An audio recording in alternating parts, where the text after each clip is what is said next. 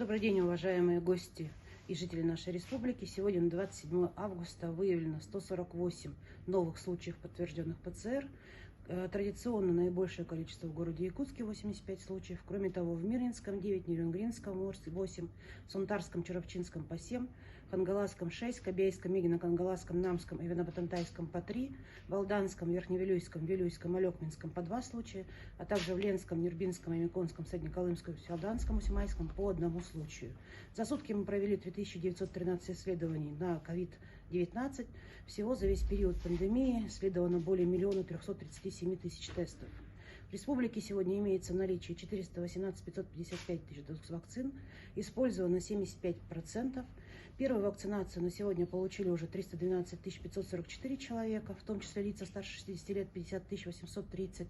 Полностью завершили вакцинацию 284 627 человек, в том числе лица старше 60 лет 54 641 тысяча человек. Хотелось бы отметить, что сегодня у нас коллективный иммунитет сформирован всего 67% от плана. Это, конечно, недостаточно для того, чтобы мы с вами вернулись к привычному уровню жизни.